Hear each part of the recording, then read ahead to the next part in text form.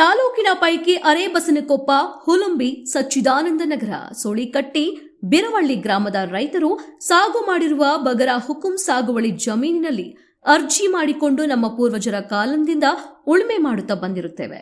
ಬಗರ 7A ಸಾಗುವಳಿ ಜಮೀನು ನಿಮಗೆ ಮಂಜೂರು ಮಾಡಿಕೊಡಬೇಕು ಅಂದ್ರೆ ಎಕರೆ 1 ಲಕ್ಷ ರೂಪಾಯಿ ಆಗುತ್ತದೆ ಎಂದು ಅಧಿಕಾರಿಗಳು ಹೇಳಿದಾಗ, ನಮ್ಮ ಕಡೆ ಅಷ್ಟೊಂದು ಹಣ ಇಲ್ಲ ಸರ್ ಎಂದು ಕೈ ಮುಗಿದು ಕಾಲು ಹಿಡಿದು ಬೇಡಿಕೊಂಡರೂ ಸಹ ಕಳೆದ ಅಧಿಕಾರಿಗಳು ಕಡತದಲ್ಲಿರುವ ತಲಾಟಿ RI ವರದಿಗಳು ತೆಗೆದುಹಾಕಿ ಮುಚ್ಚಿಟ್ಟು 7A ಅರ್ಜಿ ತಿರಸ್ಕರಿಸಿ ಆದೇಶವನ್ನ ಮಾಡಿದ್ದಾರೆ.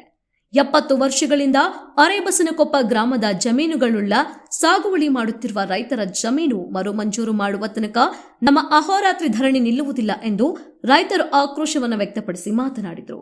ಧರಣಿ ನಡೆಸುತ್ತಿರುವ ಸ್ಥಳಕ್ಕೆ ಶನಿವಾರ ಅಧಿಕಾರಿಗಳು ಭೇಟಿ ನೀಡಿ ಮನವೊಲಿಕೆಗೆ ಪ್ರಯತ್ನ ಪಟ್ಟಿದ್ದಾರೆ. ಆದರೂ ಕೂಡ ರೈತರು ಧರಣಿಯನ್ನ ಸ್ಥಗಿತಗೊಳಿಸಿದ್ದಾರೆ.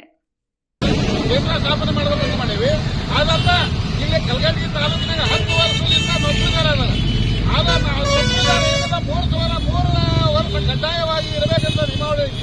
ಅದಕ್ಕೆ ಅವರು 3 ವರ್ಷ ಏನು ಹೆಚ್ಚಿಗೆ ಅದಾರಲ್ಲ, ಅವ್ರು ಎಲ್ಲಾರನು ಇವತ್ತು ಇವರ ಅನ್ನದ ಎಲ್ಲಾರನ್ನ ಅವ್ರು ಏನ್ ಮಾಡ್ಬೇಕಂದ್ರೆ ವರ್ಗಾವಣೆ ಮಾಡಬೇಕು. ಇವತ್ತ ತಹಸೀಲ್ದಾರ್ ಆಫೀಸ್ ಮ್ಯಾಗ ಏನೈತಂದ್ರ ಅದು ಫಿಫ್ಟಿ ಆಗೈತಿ. ತಹಸೀಲ್ದಾರ್ ಆಫೀಸ್ ಆಯ್ತು, ಬಸ್ ಸ್ಟ್ಯಾಂಡ್ ಆಯ್ತು, ಇಂಥೆಲ್ಲ ಆಫೀಸ್ನಾಗ ಏನೈತಲ್ಲ ಸ್ವಚ್ಛತಾ ಇಲ್ಲ, ಮತ್ತೆ ಅಲ್ಲಿ ಕುಡಿಯಕ್ಕೆ ನೀರಿಲ್ಲ, ಶೌಚಾಲಯ ಇಲ್ಲ, ಮತ್ತೆ ರೈತರಿಗೆ ಬಂದಾಗ ಏನೇನಿಲ್ಲ ಅವ್ಯಾಕ ಶಬ್ದಗಳು ಅಂತ ನೌಕರರು ಮಾತಾಡಕತ್ತಾರ.